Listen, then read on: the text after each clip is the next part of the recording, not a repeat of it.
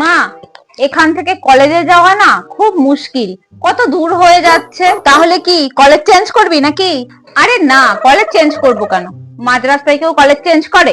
তাহলে যা বলবি একটু পরিষ্কার করে বল, অত ঘোর প্যাচ আমার মাথায় ঢোকে না বাপু। বলছিলাম মা, আমার সব ফ্রেন্ডরাই না কলেজ হোস্টেলে থাকছে, তাই বলছিলাম আমিও।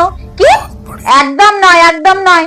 সন্ধ্যে 7টার মধ্যে বাড়ি ফিরবি, রাতে কোথাও থাকা যাবে না।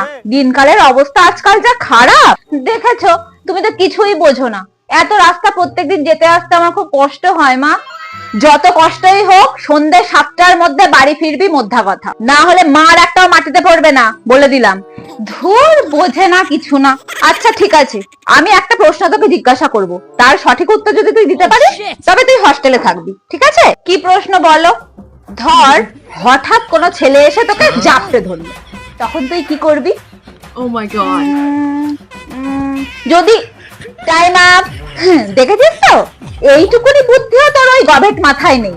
আবার নাকি ও একা একা হস্টেলে থাকবে। না, আমি আর কোনো কথা শুনবো না, একদম নয়। সন্ধ্যে 7টার মধ্যে মরে পারিস, বেঁচে পারিস, যেভাবে পারিস, মধ্যে তোমাকে বাড়ি ঢুকতে হবে, ব্যাস। বোঝা গেল? ইচ্ছা করে না এরকম ধরনের প্রশ্নগুলো করে যাতে আমি চট করে উত্তর দিতে না পারি।